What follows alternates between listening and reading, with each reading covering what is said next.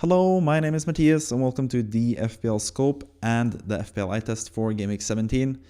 We had a lot of interesting matches this weekend and a lot of clean sheets finally, because that has been something that we have been missing in FPL, with not that many clean sheets at all throughout the whole season basically. But in GW17 we actually got 8 out of 20 clean sheets. 8 teams out of the 20 teams that play in the Premier League got clean sheets this weekend, which is kind of crazy. But yeah, let's go straight to it, to the first team that got a clean sheet this weekend, and that was on Friday. That was Spurs. And to be honest, they didn't really deserve to get a clean sheet, because Nottingham Forest had some major chances towards the end of the game where Spurs really should have conceded. But for all you guys that brought in Pedro Porro, me included, and all the guys with someone like Destiny Udogie, me included, we were pretty happy to see the clean sheet just stay with Spurs there. They also had a goal disallowed. Nottingham Forest had a goal that was taken away from because of VAR. It was offside, to be fair, but it was a really close call, so really lucky there. And then, like I said, a couple of big chances towards the end of the match where Vicario basically just was at the right place at the right time, I guess. So credit to him there. But it was kind of lucky as well, because the ball just hit him basically. One time just straight at him, and the other time on the post, and then at Vicario's legs, and he managed to kick it away somehow. So yeah, a huge plus there for anyone with Spurs defenders. Offensively, the likes of Heung-min Son did not get anything. He just blanked, didn't really get anything. He got 3 points from the clean sheet, obviously, but no assists and no goals from him. But the big man for this game, like the major player offensively for Spurs, was Dejan Kulusevski, who scored a goal. At first, he had an assist, really beautiful cross to Richarlison, who scored once again. Richarlison is looking like a really good option currently, so he's definitely someone you could consider. And Kulusevski in his own right has actually looked pretty good the last few weeks, so he's actually a decent pick as well. So there are some good offensive Spurs assets to have in FPL currently. Son is obviously one of them. I still think Son is great value. He didn't have his best game, didn't really have the best chances in this game, but still had decent goal threat. Pedro Porro, obviously, we have to mention him as well. He's not an attacker, but he is a really attacking defender. So 0.73 non-penalty expected goal involvement is just absolutely fantastic. He had a header in the box, for example, so he's just super high up in the pitch. He had another shot in the box as well in the second half when Spurs were leading 2-0, I think, as well. And Destiny Udogie was right next to him in probably a better position. So for me, as someone that has both of those guys in FPL, I really wish Porro would have passed it to Udogie, who would have been in a better position to score. But it's just huge for those guys to be so attacking in this team. So even if Spurs don't keep a clean sheet in that many games going forward, they have two fullbacks that are absolutely fantastic offensive talents and really contribute offensively for Spurs. So really good assets. You can also say the same for Toffolo, I guess, with Nottingham Forest. He had a pretty decent chance that he missed. And yeah, he's just a really offensive player. I think he had a header that was missed pretty early in the game. So he's actually a really interesting player as well. He's pretty nailed on one of the fullback positions, and yeah, it's just really attacking. So if you want to go with someone from Nottingham Forest, and I don't know why you would, because they are currently pretty bad, no pun intended there. They don't really look like the best team now that Taiba Avani is out injured for a long time. So yeah, pretty rough go for Forest, but they did actually look decent in terms of scoring in the second half, but they just didn't really have the margins in their favor. So Spurs ended up winning 2-0. Kind of flattering result, but Spurs, they have been sort of unlucky the last few weeks, so getting a 2-0 result here after following up on the 4-1 win against Newcastle, which was more deserved in my opinion. Spurs are actually looking back to their best, and they're just really good offensively still. And defensively, they could get a clean sheet here and there, like they showed now against Nottingham Forest. So I think the defenders, Pedro Porro and Udogie, are good purchases. You also have Son, obviously, who's still amazing value. Richarlison is looking really good, and Kulusevski is looking decent as well. I say condolences, I guess, to those who had Brennan Johnson, because he just got injured pretty early in the game. He's looked pretty good for Spurs, but now that Richarlison is looking so good, and Kulusevski is looking so good, and Son is obviously so good, I don't really know about Brennan Johnson's minutes going forward either, so it's probably pretty easy to sell him if you still have him in your team. But yeah, I think Spurs have some really good value assets, and they do play with mostly the same players each and every week as well. So I think they are like the FPL goldmine this season, and you really should have a couple Spurs assets in the team currently. And Maddison, we know, is going to come back at some point.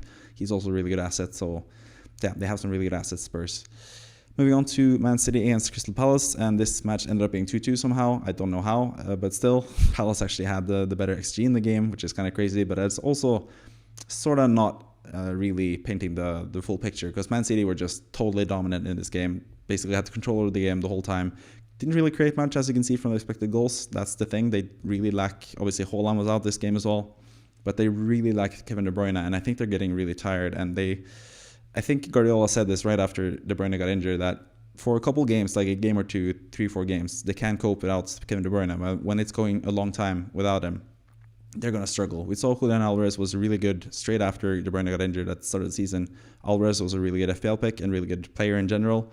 But it seems like people have sort of found him out because he doesn't really perform as well anymore. So he is definitely someone you can sell, considering they have a blank in Game Week 18. They also play away against Everton, who are really good defensively, in Game Week 19. So Alvarez is definitely someone you can sell. I don't really think he's going to be that nailed going forward either, because Kevin De Bruyne is going to come back around Game Week 21, 22-ish. So yeah, Alvarez is kind of like over the hill for Man City. Haaland's going to be back. Anyone that sold him are probably pretty happy, because he's not going to play Game Week 18, obviously, because that's going to be a blank game week, because Man City are playing the Club World Cup. And Game Week 17, obviously, a blank for Haaland as well, because he didn't play in the game. But yeah, in general, City looked pretty good in this game. They still had control over the match. They had the 2-0 lead as well. It really looked like they were going to go home with the win, but then all of a sudden, Palace have an attack where Mateta scores. That's why Mateta has such high expected goal involvement numbers, because his goal chance, like his one big chance, was a major chance, because he was basically right next to the line almost. Like he was really inside the box and had a really easy position to score from. So that's why he gets so much XG. And yeah, the other goal was a penalty. Palace sort of surprised City in the box, and Foden tried to clear it, but he just basically just kicked down Crystal Palace midfielder. Can't remember exactly who it was, but what was interesting about that is the fact that Eberechi Eze had just come on, which is interesting in its own right in terms of FPL options, because he is a decent FPL pick, and also he's going to make Crystal Palace a lot better as well. So I think they're going to get a lot more goals now that Eze is back and Olise is back. We haven't seen that this season, basically, because Olise was injured to start the season, and then Eze has been injured since Olise was back. But basically, Eze came on with a couple minutes to spare. Palace get the penalty in injury time, and you'd expect Eze to step up and take it, because he's been the penalty taker for Crystal Palace, but it was actually Michael Olise who took the penalty and scored it as well. A decent penalty from Olise, and manages to get 2-2 for Crystal Palace, which is a huge result for them. Major loss for Man City, losing 2 points here at home to Crystal Palace when they had the 2-0 lead in a match that they completely dominated as well, or at least had most of the possession and stuff. Rico Lewis scored as well. Got to mention that as well. He is only 4.4 defender. He's listed as. He's been getting a lot of playtime lately as well, with some injuries to Man City. He's playing in midfield. He's getting a lot of praise from Pep Guardiola, but we know that that's not enough for playing time usually, because that's what Pep usually does with his youngsters. He really praises them highly, and then he doesn't really play them again. So Lewis, I still think is not really a viable option, but if he still plays by the time they get a double game week in game week 21, 22, or 24, or 25, or whatever, maybe he is a nice sneaky option. Like you could have, he's going to play probably one of the matches at least. So yeah, he's someone to think about at least. But in general, I think Man City, especially now with De Bruyne being out for so long, with Doku also out with injured the last few game weeks, they're looking not as good offensively. They can't really break open the opposing team as much as they could back in the day, and that leads to a lot of draws and a lot of losses. So yeah, they look a bit tired and sloppy, like I've written there in the notes, Man City. So, but yeah, huge result for Palace, really negative result for Manchester City. But I think both these teams, with players back fit again, are going to do a lot better. But obviously, City have the blank game week in Game Week 18 because of the Club World Cup, so got to keep that in mind as well. Newcastle against Fulham, and this is sort of what we expected from this game. When we looked at it like a month ago, we expected Newcastle to just completely dominate this game and win 3-0 against Fulham. That was what was expected from this game. But from the past few game weeks, with Fulham being so good and winning the last two game weeks in the Premier League, 5-0 in each match, 5-0 against Nottingham Forest and 5-0 against West Ham, this was looking like a more difficult fixture for Newcastle than at first glance. But what really changed this fixture was the fact that Raul Jimenez got a really stupid red card at the start of the match. He basically just jumped and body checked, or hip checked, into the head of the Newcastle player. Really weird decision, and a red card. What was he doing? I don't know what he was trying to do, which is really a shame for Jimenez, because he had looked really good lately, and he's someone that I brought up as a nice differential going forward. But obviously now he's out suspended, and I think, is it 3 matches because it's reckless and straight red? I think it's probably 3 matches for Jimenez as well, which is just a really big negative for him. So he's going to be back around the time where I have the wildcard in Game Week 20, so maybe he is going to go down in price as well before that. So maybe it's an advantage for me, because I still think Jimenez will be a good player when he's back, but just a really stupid red card, and that really opened up the floodgates for Newcastle, who looked really, really, really good at home, as they usually do. Anthony Gordon as well had a couple of decent chances, hit the crossbar, looked really good as well again, but yeah, Newcastle managed to just run away with the win again. Miley scored, Lewis Miley, the midfielder, the youngster, scored the opening goal for Newcastle. Almiron chipped in with a goal as well from the Gordon assist. Gordon got his assist and 6 points. And then finally, Dan Burn is back. He played as left back this game because Trippier was suspended, with Livramento on the right. Livramento got all 3 bonus points because he is just really a player. And Dan Burn, who Kevin, my co-host at the FPL Scope podcast, he usually calls him Burninho, but there's nothing small about Dan Burn, which is like Burninho. If you don't know, Inyo means little, so little Burn, but he's a big man. He is Bernal. He is a huge guy. So Dan Bernal Burn is back, and don't really know what's going to happen with him and Livramento going forward, because obviously we expect Trippier to get back at the right back position. But who's going to play left back for them? Is it going to be Dan Burn, who's been pretty good this season, or is it going to be Livramento, who's looked really fantastic as well when he's gotten a chance? They have so many good players there to choose from between Trippier, Livramento, and Burn. So maybe some rotation coming up, but Trippier obviously had his rest now with the suspension against Fulham. So I think he's going to be nailed, but I think it's going to be a 50-50 decision between Livramento and Burn. Maybe it's matchup dependent as well. So, but maybe Dan Burn also plays as a centre back, because Fabian Schär had to be subbed off for this game as well because he was injured. But we have Lascelles, who's played as a centre back for a long time now. Botman was on the bench in this game and came back and is back now in the squad at least. So yeah, don't really know about the defenders from Newcastle. I think Trippier is pretty much nailed. I think Botman is going to be pretty much nailed when he's back as well. Dubravka in goal, got a clean sheet finally. 7 points for those of us that brought him in a couple game weeks ago, or even this game week if you had to do a goalkeeper switch this week. But yeah, good result for Newcastle in general. Really bad result for Fulham, but maybe it's not indicative of them going forward. But them missing Jimenez is going to be a big blow for them regardless. Which is kind of crazy to say now, because I've been pretty harsh on Jimenez this whole season, but lately it's looked really good. So yeah, but 3-0 for Newcastle, clean sheet, 3 goals at home. Newcastle at St. James's Park, they continue to deliver every single game they have at home. So yeah, especially Gordon as well, looking really good for Game Week 19 against Nottingham Forest at home, because Forest are looking really bad. Newcastle with Luton and Nottingham Forest in the next 2 games, and then they have City, Liverpool, and Aston Villa away in the next 3 after that. So 2 really easy matches, and then 3 really tough matches for Newcastle, which is perfect for me, who has a wildcard in Game Week 20 and can transfer in a Newcastle defender now for these 2 game weeks and then sell them again on the wildcard in Game Week 20 potentially. But yeah, Newcastle's still a really good team at home, like I said a couple times now. Chelsea and Sheffield United, and as we expect when people play against Sheffield United at home, we expect them to win mostly 2-0. I think that's usually what I do on the score predictions for the Sheffield United games. I usually have them losing 2-0 because they're just a team that is pretty easy to beat currently. And that was still the case in this match. And Cole Palmer, you just got to mention him first and foremost. 1.97 non-penalty expected goal moment. And that is non-penalty expected goal moment, as I can say again. With confidence, because Palmer has been seen as sort of like a penalty guy. He takes penalties and he's cheap, and that's why he's a good asset. But he's proven time and time again that he is just a really good asset in general. He's going to be completely nailed, it looks like, for Chelsea, even with Nkunku coming back. Nkunku was on the bench the whole game, much to the dismay of my co-host at the FPL Scope podcast, Kevin, who just brought in Nkunku and just saw him be on the bench the whole time. But Palmer is just completely nailed. He's on penalties. He's proven to be a fantastic player in open play as well. He's just a terrific FPL asset in all forms, basically. 5.5 still, I think, is, or something around that price. Started up at 5.0 this season. He went down to 4.9 even before he started playing in the team as well regularly. But he just looks fantastic. Even stirred up a really nice goal for Nick Jackson, who has 1.17 non-penalty expected goal moment, and mostly that's because of that 1 goal that he got, which was kind of lucky for Chelsea because the ball went back to Palmer after the ball sort of like bounced out again from a chance. But yeah, Palmer scored, proving to be much more than just a penalty merchant, and yeah, he's definitely someone you should have in your team. When it comes to Sheffield United, I don't think there are that many players or anyone at all to consider.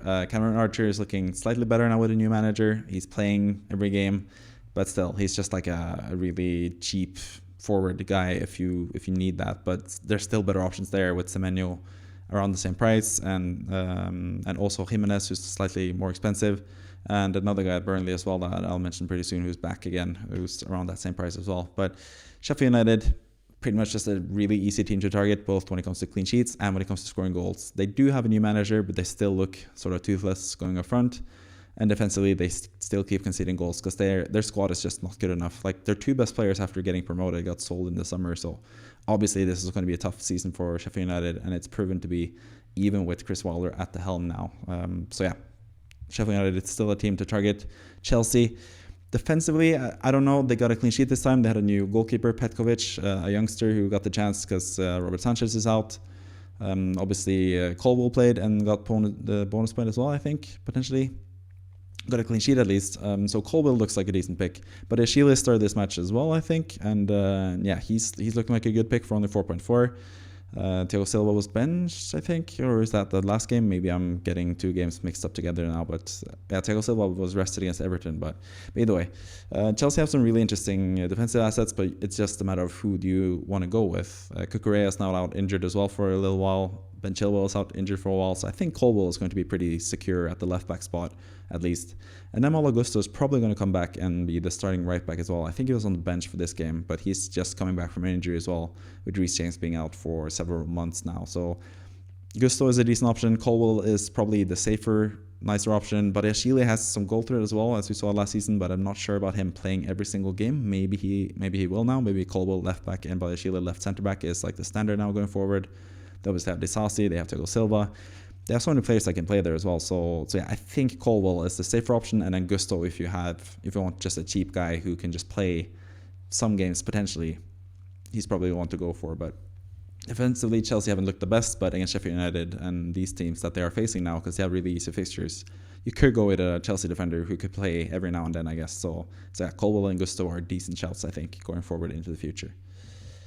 Next up, we have Luton against Bournemouth, and the first thing we got to mention here, obviously, is all the thoughts go out to Tom Lockyer, who had a cardiac arrest in the game around the 60th minute mark. He had to be given help from the medical staff there, obviously, from both teams. Did a tremendous job and got him back at least into a stable condition. He was responsive and active and stuff, and got delivered to the hospital as well.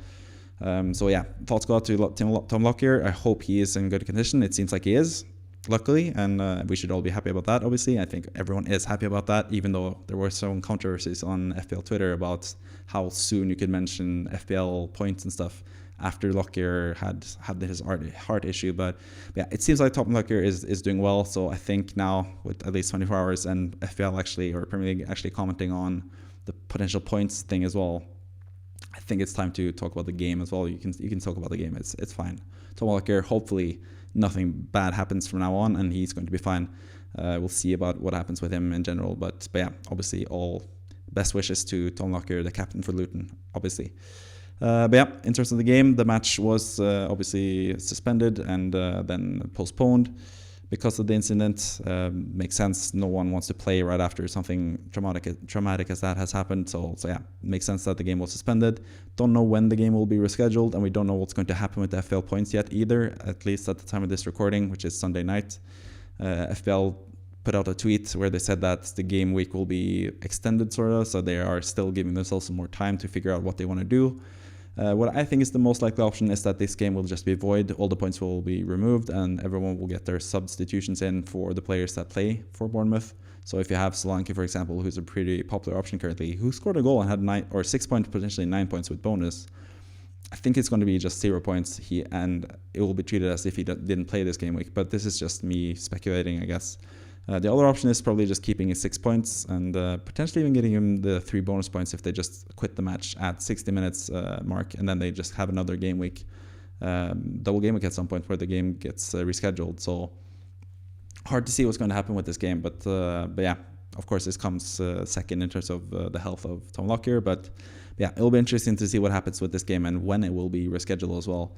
Solanke might get a double game week now and like eventually, so it will be some pretty huge ramifications for FPL as well. And yeah, it will be just interesting to see what FPL do with this decision. But in terms of the game, Luton took the lead pretty early. Elijah Adebayo, who has had really good few weeks lately, scored a goal from a set piece. Alfred Doughty, who's another good Luton player, on the set pieces, and yeah, he's basically just like a poor man's Trippier there for Luton. He delivered a corner for Adebayo, who scored again, who's been really good lately. He had another decent chance as well in the game. And then right after the half, right before the incident with Lockyer, Solanke scored the equalizer for Bournemouth from a corner. Basically, the ball went into the box, no one could get a hold of it properly, and Solanke just basically slotted it home pretty nicely. So Solanke keeps delivering. He looks really good still. And we'll see if the points still count or if he's going to have to wait for a double game week eventually at some point. It's going to be interesting to see, but yeah, that's pretty much it from that game. And no numbers really available from this game as well, because they got suspended midway and we don't really have any proper numbers about the team. But yeah. Moving on to Burnley against Everton, and another huge win for Everton, and they're well clear of the relegation zone. It looks like they're going to be just fine this season, even with the 10-point deduction. Even if they still keep that 10-point deduction, they're going to be fine. If they hadn't gotten that 10-point deduction, they would actually be challenging for Europe, like European places now, which is kind of crazy to say, but Everton are kind of that level at the moment. They are looking really good. Even without Branthwaite in defense this time, they managed to keep a clean sheet because Burnley are kind of terrible. Especially with Luka Koleosho being injured for Burnley now, being out for a while. I think he has been Burnley's best player so far this season. And him being out is a huge letdown for their attack. But at the same time, they also got Lyle Foster back. He came on at the half after struggling with some mental health issues. It's nice to see Lyle Foster being back and healthy enough mentally to play this game at least. So welcome back to Lyle Foster, but it didn't help Burnley in the end because they lost 2-0 after all against Everton. Everton looking good, scored from a corner again, a set piece. McNeil delivered to the head of Onana, who basically just rose high and scored in the middle of the box, headed it home. Onana is looking like a really good player. I think he's a really good player in general, and in FPL probably not the best pick, but I think he's just an amazing player. He's going to go to play for a top 16 pretty soon. Michael Keane actually scored the second goal, who was playing in the place of the suspended Branthwaite. Don't think this is going to be a regular occurrence for Keane. He got a goal and the clean sheet, so pretty crazy happenstance there. But yeah, Everton, another clean sheet. I think it's the 4th clean sheet in a row for Everton. So anyone that had Pickford from the start of the season and have kept him until now, hats off to you, because he's been an amazing player eventually this season, which is kind of crazy. There's another goalkeeper as well, which has accumulated so many points after most people sold him. But yeah, just tells you something about the goalkeeper position. It's never really something you can have control over, really, because it's really random who gets points and who doesn't when it comes to goalkeepers. You can keep a clean sheet in a tough match and get a lot of saves, as we'll see with the final game of this game week. Or you can play against a lesser team and concede stupid goals, which happens sometimes as well. So it's really hard to pick goalkeepers, and I think goalkeeper transfers, you should just try to keep it at the minimum. Just select a goalkeeper or two from a wildcard that you like, and just stick with them, really, because goalkeeper transfers don't really pay off in the end. So if you had kept Pickford when most of you guys sold him around game week 8 or game week 10, I never had Pickford this season, but if you had kept him from that point onwards, he would have been like one of the highest scoring goalkeepers, I should say, in FPL since then. But now most people don't have him anymore, and he just keeps delivering with clean sheet points every single time, pretty much. So yeah, but at least the thought process is good. Sean Dyche, he usually has his defense in order, and now he's finally gotten that with Everton, who managed to get a proper Sean Dyche result. 2-0 against his former team, Burnley, from a set piece, or 2 set pieces, I guess, because Michael Keane scored as well. So yeah, huge game for Everton, and yeah, they're just looking really good at the moment, especially defensively. Then we have Arsenal against Brighton, and again, speaking of teams that look pretty good lately, and that is Arsenal. They are looking just really good now that all their offensive players are back. Gabriel Jesus is back, and while they didn't have the best game, he actually scored the opening goal for Arsenal as well. But yeah, Martinelli looked really good. He had the best non-penalty expected goal moment for Arsenal. Most of that's due to Arsenal having like 13 or 14 corners, I think, this game. Most of them from the side where Martinelli takes them. And he had a lot of good deliveries as well. Ben White was really close to scoring from a corner from Martinelli. Martinelli ended up blanking though, which is kind of disappointing again for anyone that has him still in FPL, but he looks really good. Maybe not as much as an FPL player, but at least as a regular player, he brings so much to the Arsenal side. And Ødegaard as well, I have to mention, like, he was absolutely fantastic. One of the passes he had for Bukayo Saka in the first half was just absolutely filthy, and yeah, Ødegaard is just looking really, really good, and he's a huge reason why Arsenal's attack have looked a lot better lately. They still only managed to win 2-0. The goal from Jesus was the first one. And then Kai Havertz managed to score as well, which is huge for him. Kai Havertz has actually been pretty good lately as well. in terms of FPL. I think he scored in 4 of the last 7 matches for Arsenal, I think. So maybe he's like a sneaky option still, but this is also classic Havertz. If you are a Chelsea fan, you know that Havertz has these like patches where he plays really well. So it remains to be seen if he has unlocked something with Arsenal now and his confidence is back, because he was a really good player back with Bayer Leverkusen. We just haven't seen it properly in Premier League for like an extended period of time. But yeah, he looks a lot better, but he's the least impressive player in the midfield for Arsenal, because they have 2 players there. I already mentioned Ødegaard, who's amazing. And obviously, as a West Ham fan, I know all about how good Declan Rice is. But once again, what a fantastic match from Declan Rice. Like, he's such a good player. I just have to mention it every time I get the chance, basically, because yeah, he's just absolutely fantastic. Worth every bit of that £100 million. Don't let anyone else tell you otherwise, because he's just a fantastic player, and he contributes so much to Arsenal, both defensively in just the clean sheets that they got. They got a clean sheet now against Brighton, which most people didn't expect, and offensively as well, like, which can contribute so much in general. So he looks really good. The other main guy from Arsenal who we usually have in FPL, or most of us have in FPL, is Bukayo Saka, and I think he looked actually a lot better this time around than he has the last few weeks, where he's gotten a lot of point returns in FPL in terms of assists here and there and a goal here and there. But I think this was like one of his better games in terms of just general, like, close to getting points in terms of output, like getting chances, getting almost assists. He looks so much more involved than he has been the last few weeks. So I think Saka is still a fantastic option. I would not look to sell him if I had him, especially if you've had him for a while and he's gone up in price during that time as well. He's 9.0 million now, I think, still in FPL. He started at 8.5, so there's a lot of money tied into Saka, and I would not sell him currently, especially seeing as Arsenal get really good fixtures, and he's obviously one of the better players now that African Cup of Nations and Asian Cup is coming up, where some players will be lost to those tournaments, including Salah and Son, who are in a lot of FPL teams and cost a lot of money. So I think Saka still looks really good. Jesus is a nice differential option. I think Ødegaard is a nice differential option. He had one really huge chance where he basically shot it from inside the box. Really good shot as well, really hard, up towards the roof of the net, but just a really good save from Bart Verbruggen in the Brighton goal. I think is a decent goalkeeper as well.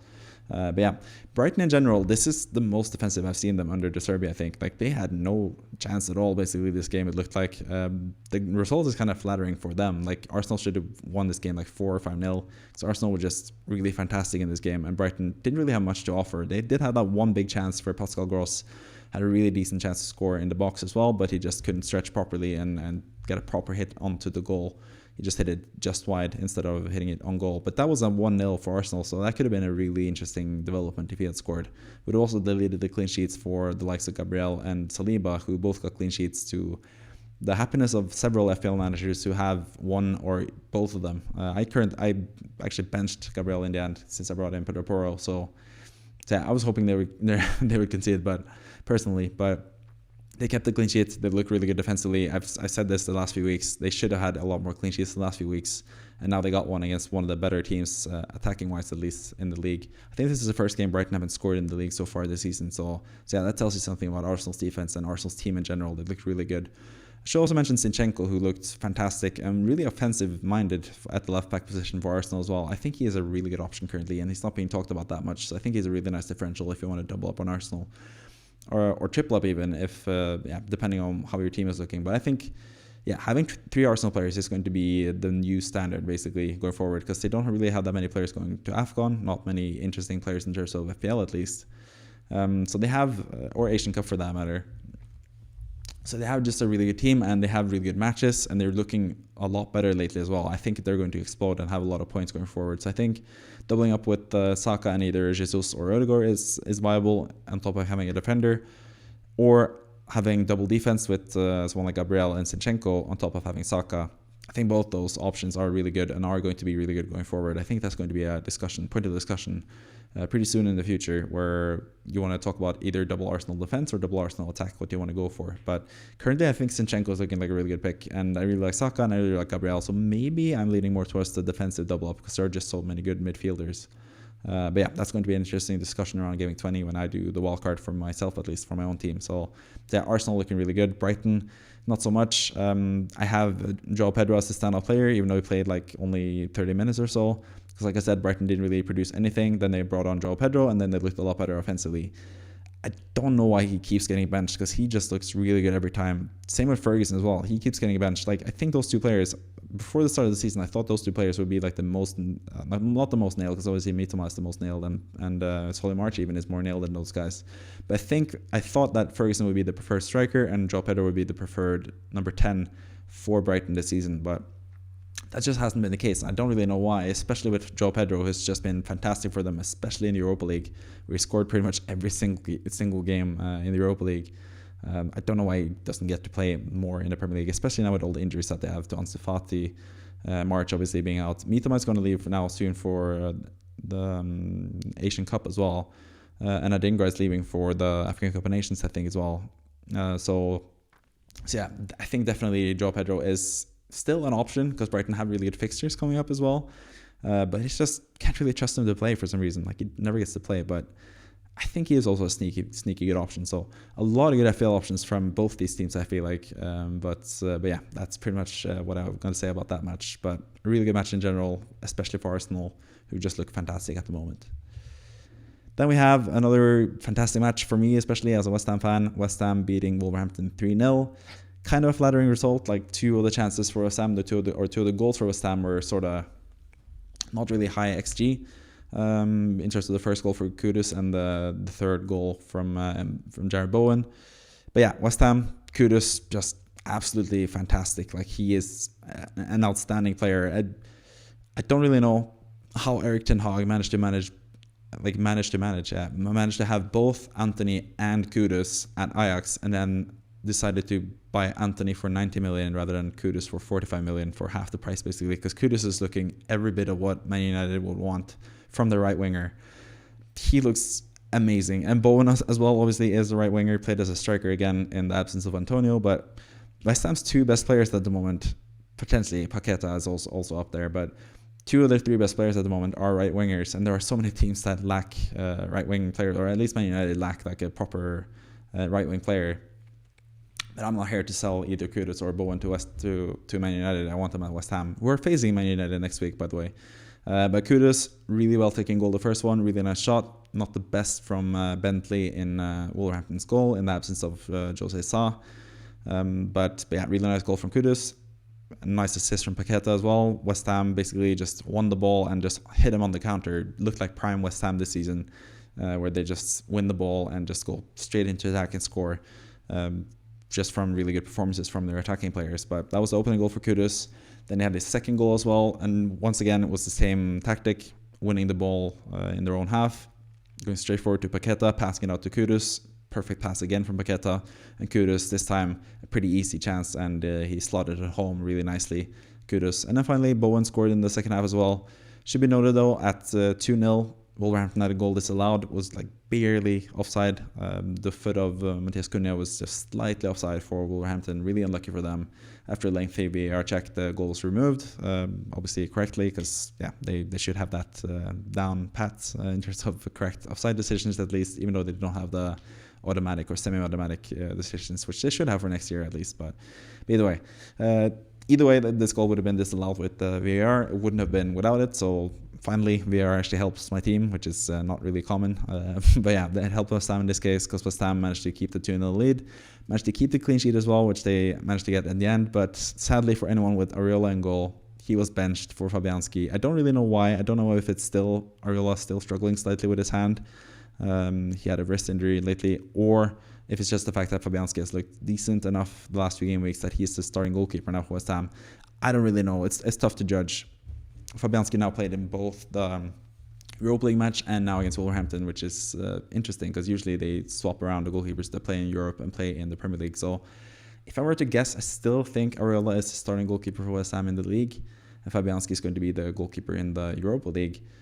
But yeah, I'm not sure. It's basically like a 60-40 sort of guess for me in favor of Areola currently, which is kind of similar to what I had at the start of the season before game week 1 really. But yeah, really huge game for West Ham after looking really good in the Europa League against Freiburg on Thursday. They look really good now on Sunday against Wolverhampton.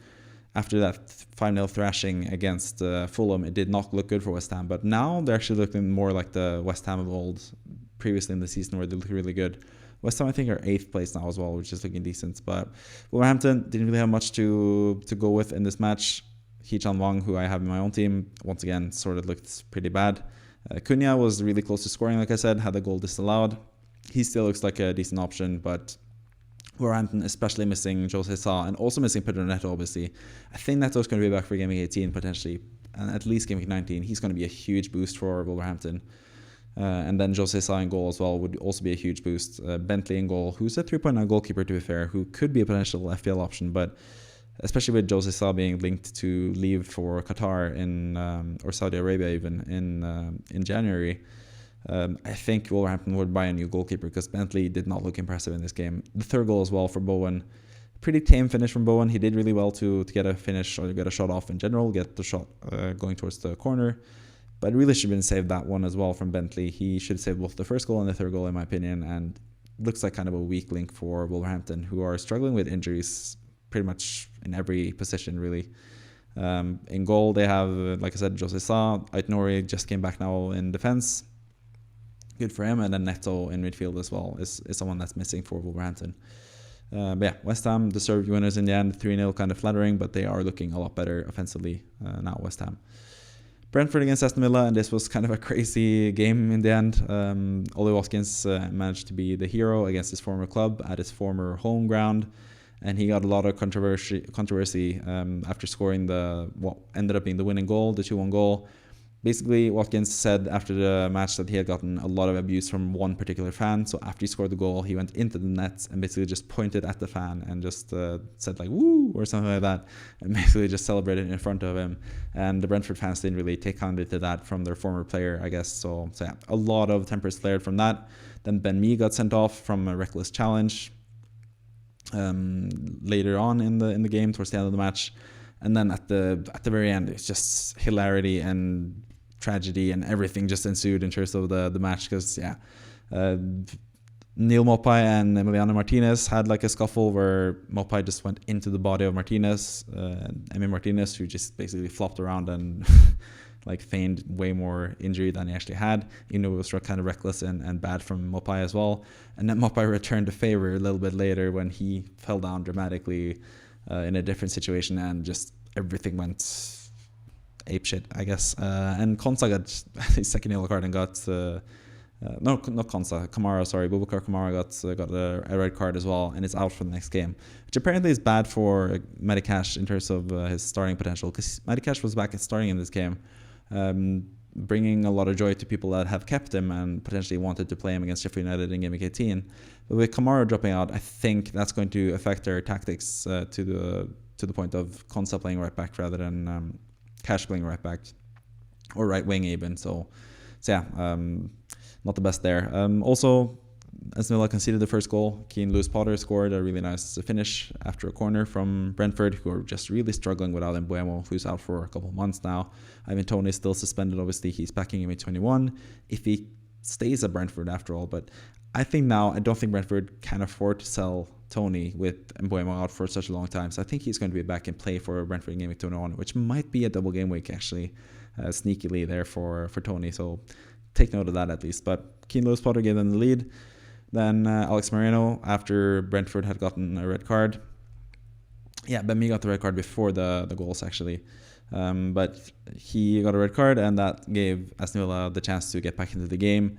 First, a really nice cross from Bailey, a substitute to Moreno, who played at left back in the absence of Digne, who was suspended. Moreno is a fantastic pick in his own right if he was nailed to play. The left back position at Aston Villa is kind of up for grabs because Moreno has been really fantastic since he joined in January last season. But Digne has been really good in this season in general with Moreno out with injury. So it's kind of a 50-50 there. But Moreno played this game, scored a goal, really nice header from him from across from Bailey. And now obviously Watkins scored from a corner as well. Ball just ended up in the box at his, basically in his vicinity, and he scored and celebrated, which got all the tempers flaring and made this match into like a classic ragtag, tough rumble, whatever word you want to use for it, type of game where, yeah, just a lot of weird stuff happening towards the end with red cards and, yeah, basically a good old Premier League match at least, where Aston Villa ended up being the, I guess, deserved winners in the end, because Brentford didn't really have much to do offensively in this game without Mbeumo. But yeah, Aston Villa ended up being the deserved winners in the end, and Watkins shut up his hater at least, or his haters, and delivered for anyone that brought him in this week, and still a pain in the ass for anyone that sold Darwin Núñez for Watkins a couple game weeks ago, because Darwin Núñez, just moving on to Liverpool, the final match of the game week. Again, Darwin Núñez just looked terrible. So I don't know. I have Darwin myself in my own FPL team. I don't know if I'm going to keep him for Burnley in game week 19. You just feel like as soon as you sell him, he's going to just deliver. But so far, not so good. He got a stupid yellow card for arguing with the ref in the first half. Got subbed off after about 70 minutes. Just never really looked that threatening for Liverpool in general. Liverpool just looked like a much better team as well. We expected them to sort of batter Man United, especially Bruno Fernandes out and Maguire out.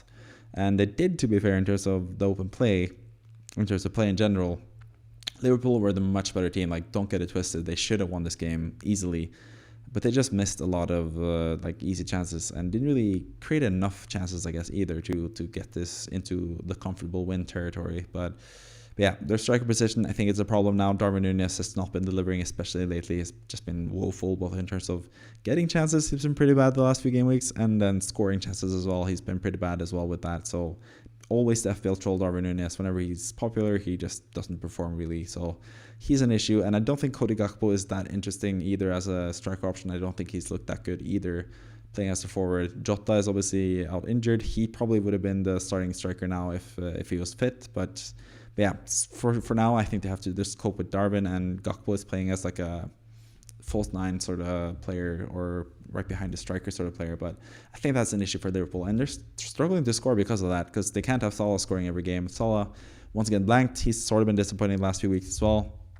Gotten some more points than Darwin at least, but again, he was like the massive captaincy shout for this week. He was the most popular captain by far, and he blanked once again against Man United, which is kind of crazy. But yeah, Liverpool have the best goalkeeper in the Premier League in Alisson, but the second best goalkeeper in FPL at least is Andre Onana, which is kind of crazy considering how bad he has been this season, especially in the Champions League.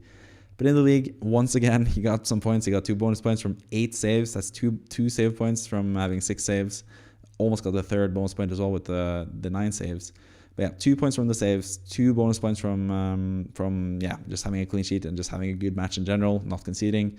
And 6 points in general for 2 points from playing the match and 4 points from the clean sheet. So a massive score for Onana again, brings him up to the 2nd place overall in terms of goalkeepers. Only Bernd Leno is ahead of him with only 2 points, which is crazy. I sold Onana in game week 3. Because Man United just looked terrible. I know a lot of people sold Pickford. I mentioned him earlier in the video as well. A lot of people sold him after he had a terrible start to the season. But now, the last few game weeks, or the last at least 6-8 game weeks, Pickford and Onana have been the best goalkeepers in the game. So that just tells you everything you need to know about the goalkeeper position. It's just basically a crapshoot. But yeah, Man United didn't really have much to show for offensively. Didn't really create many chances. They had one major chance though for Højlund, who just can't seem to score in the Premier League. 5 goals in the Champions League, I think he ended up with in the group stage. But in the Premier League, he just keeps hitting the ball straight at the goalkeeper every single time. Like, he's been a huge disappointment in general. I know Nick Jackson has gotten a lot of stick, but Højlund has been even worse in terms of scoring goals in the Premier League. He has 0 goals still and 0 assists as well. Yeah, he just keeps missing big chances. He could have gotten some very undeserved points from Man United in this game if he had scored that big chance. But yeah, Liverpool didn't get really a breakthrough. They were really close to scoring from Trent Alexander-Arnold, who once again was fantastic. Easily got the 3 bonus points with a clean sheet. He had the most bonus points, BPS, bonus point system points by far. And yeah, he just creates a lot. He played as a midfielder after Joe Gomez came on. Played as basically just like a central midfielder. And yeah, Trent just looks like a really a pick in general now. They play at Arsenal on next game week in game week 18, so that's probably not the game week to bring him in. But game week 19 is Burnley, with a lot of people having money in the bank from selling Haaland and now eventually selling Salah and Son as well after they go to AFCON and Asian Cup. I think Trent is a really viable option currently because yeah, he's just playing really well and really should have scored as well. It was really close. The ball just curled wide after it was going towards the goal. Onana was basically nowhere near it. He just stood and watched and was really happy to see the ball go outside. But Trent looks really good. The striker for Liverpool doesn't really look really good, and Salah looks pretty good, but he could have had more as well. He could have proven more in this game as well. But in general, fun match. 0-0 advantage for Arsenal, I guess, before their big match against Liverpool next week. Going to be interesting to talk about the games a week from now with the FPL eye test. I do this every single game week after the games have concluded, basically. Apart from last time around when we had 3 game weeks in the span of 1 week, I had like a FPL eye test where I talked about all 3 games for all 20 teams. Basically as like a wrap up. But yeah, interesting developments in general. A lot of clean sheets, which is interesting to see. Maybe we'll get a lot more clean sheets going forward with attackers tired and stuff. Maybe that's going to be the theme going forward. But yeah, either way, fun game week, fun walkthrough of the weekend, which is what this video used to be called, weekend walkthrough. Now it's the FPL eye test, because I sort of try to look at each game, see if I spot something interesting for FPL, and that's basically the whole video idea. The thing that you've just watched, if you are still listening to me blabber on after 45 minutes of just constant talking. So I'm going to shut up now. I'm going to relax and go to sleep before I have to go to work tomorrow. I hope you guys had a nice weekend. I hope you enjoyed your time here. I hope you enjoyed this video. Thank you for watching. See you next time, and goodbye.